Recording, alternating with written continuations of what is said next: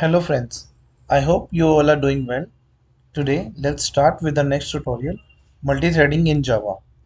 In case you want to learn my previous tutorials, then I will give the link in description and you can refer that.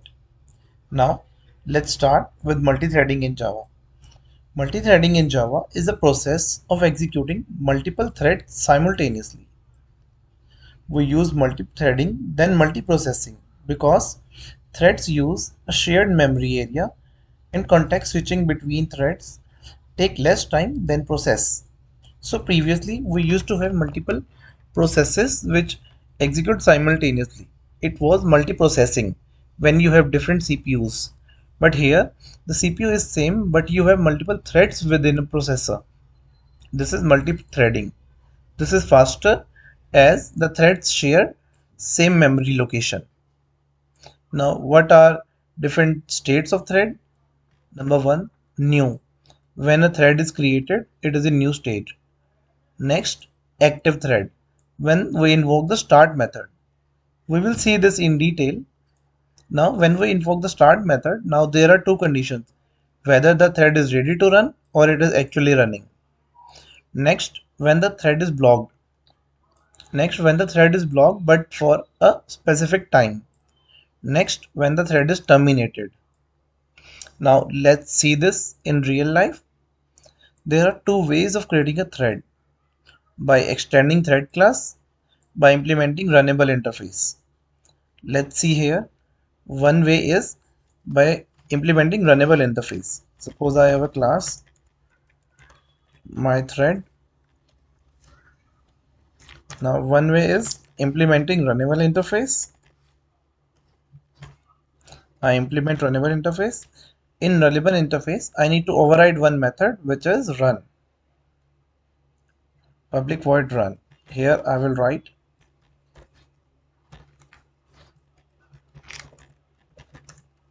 inside run.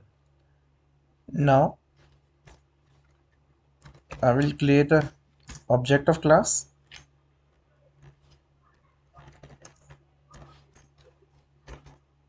Now how to invoke a thread in this case? You will create an object of thread class.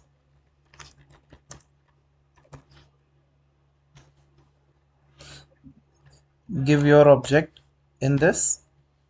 Now thread dot start. You have run method, but to call a thread, this will be called by using start method, not run method. Now if you will execute this, it will call this. The flow will go to runnable. It will go to run and this will be called. Let's run this. Indeed. Next, other way is by extending thread. So you will write extends thread. This will remain same. Uh, Now you don't need to insert it in thread because it already extends thread. Now you will write object.start. Now start is visible here because this extends thread already. Now once you will invoke start method, it will call run. You run this inside run. Indeed. Next, what do you have? Now there are some points that we need to learn. One is sleep method. Sleep method is one of the thread will sleep for a specific time that you will mention so that the other thread can run, like for int I equal to 0, I less than 50, I plus plus,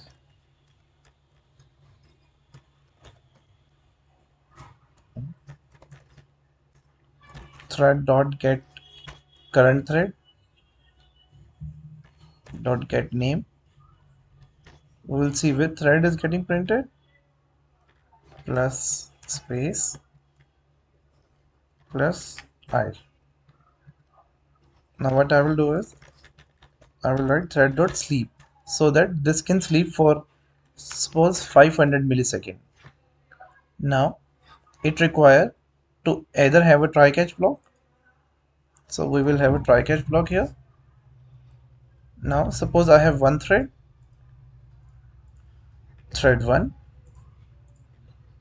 and I have other thread. Now the advantage of threading is it can execute parallelly.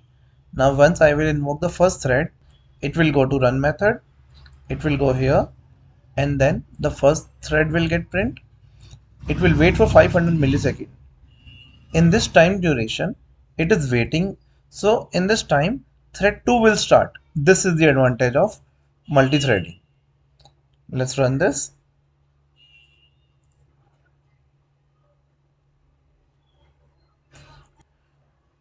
When thread 1 is waiting, then thread 2 started executing. So these are working parallelly. This is multi-threading. And you got like what is thread.sleep? It is to wait the thread. It can go in wait stage. Next we have run method directly. Now the question is what will happen if we call the run method directly? Like instead of start, we call run method. In that case, it will behave like a normal function. Like everything will run within this main stack only. So there will be only one thread which is void main, and these will not run parallelly, these will run sequentially like this. If we run here, in this case they will run parallelly. There's only one thread in this case which is main. So first this program will get executed. Once it will be completed, it means once this will be completed for object 1 up to 50, then object 2 will start. Indeed. Next, what do we have? Thread.join. Thread.join is when we want the new thread to get start once the thread 1 get completed. What do I want to say here? Suppose I want to run it. Now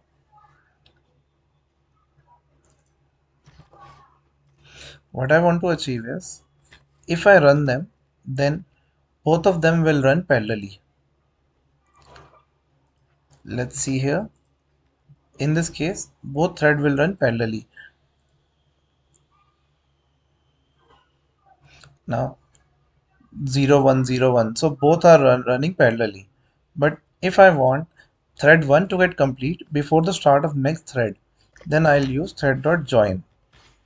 Thread.join, I have to use throws or try catch. Now if I run this, then it will wait for thread 1 to complete, then thread 2 will start. Indeed, here thread 0 is getting executed and 1 is not running parallelly. Similarly, we can give any specific time here. Like if I want thread 1 to run for 10 seconds, then thread 2 will start parallelly. So for first 10 seconds, only thread 1 will run. Then after that for 10 milliseconds. Then after that both will run parallelly. Let's run this. Here, first thread 0 is getting executed and then both will run parallelly. If I will reduce the time, then you will be able to see the difference because it runs very fast.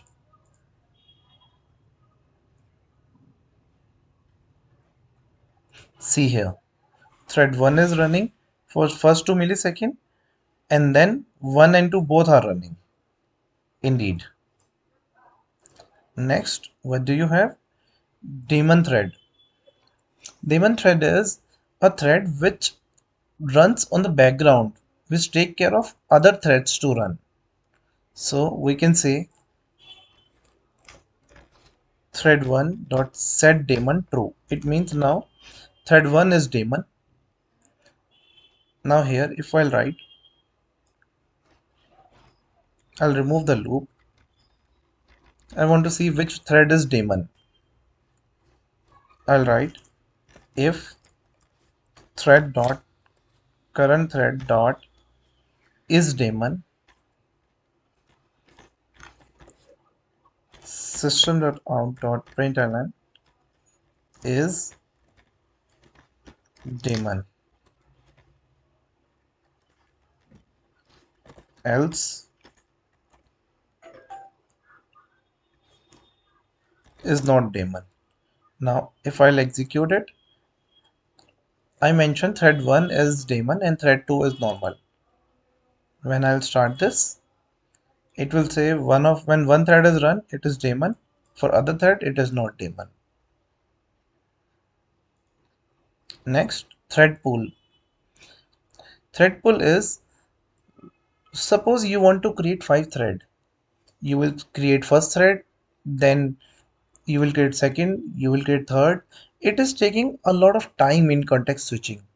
So in this case, what you will do is you create a thread pool in which some predefined threads you will already create, and whenever there is a need to use that thread, it will be picked automatically, so the time will save. Thread pool will create many of the threads at first stage. How to create a thread pool? You will write executor service object equal to executors dot new fixed thread pool. How many threads you want to create? 5 thread I want to create in a thread pool. Now what I will do is I want to call the run method 10 times. For int I equal to 0, I less than 10, 0 to 9, I plus plus, I want to call thread class. Thread object is equal to new my thread class. Even I want to create a constructor. I have created a number.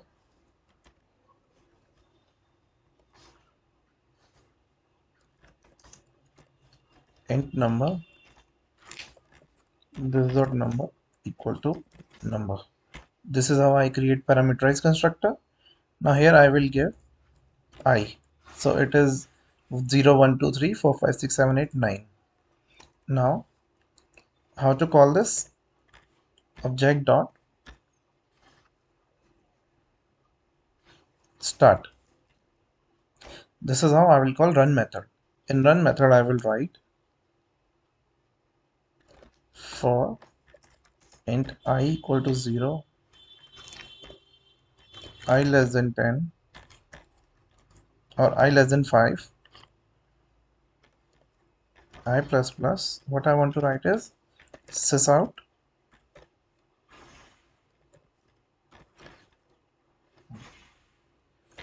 thread dot current thread dot get name. I want to print the name which is getting printed, then plus space, then plus counter variable I, then plus space number space plus number.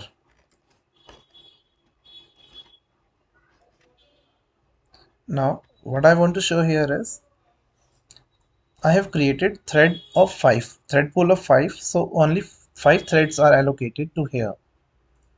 In this case, I will not start directly, I will call it using thread pool. So executor service dot execute thread.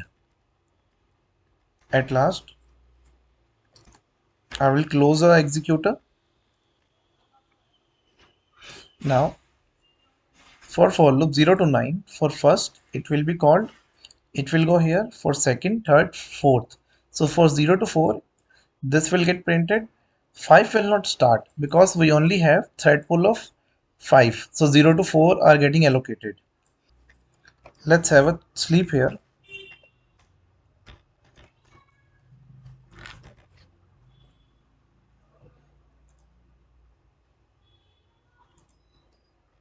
Let's run this.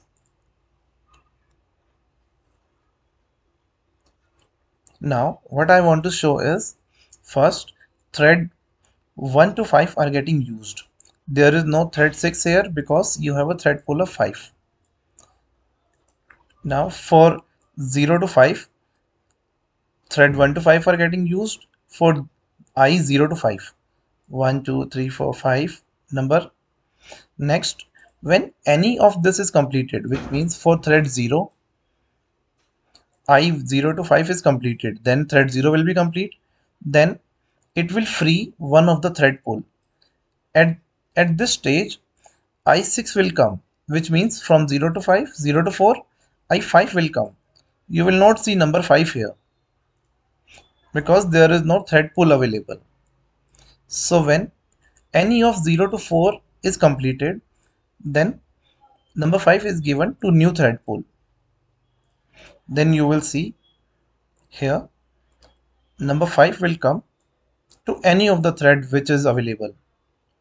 So thread 5 is available. 7 is allocated to thread 4 when thread 4 is completed. Similarly, 8, 9 is given to thread 2 or 3. This is randomly, but within these 5 threads only. This is how the thread pool works. The last is shutdown hook. Shutdown hook is whenever you want your program to run at the end. You want to make some changes at the end of the program. Like if I want to show here how to write shutdown hook, runtime class dot get runtime. This is the object dot add shutdown hook. Now in this case, create a thread. This is also a way to create a thread, like new thread, public void run, or here you can give object of this class, and then in this case run method will be called. This is the other way. Now here, once you will run the void main, first start will be called, then this method will be called no. First start will be called, then this will be called, then your program is ending. So add shutdown hook will be called when the program is ending. So after this, add shutdown hook will be called. Then this end will be printed. Let's see here. It should be start, mid, and then end. Indeed, this is add shutdown hook. Well, I hope you understood the concept of multi-threading. In case you want to learn anything else on threading, write the comment and I will explain in detail. And do like and subscribe. Thank you, friends.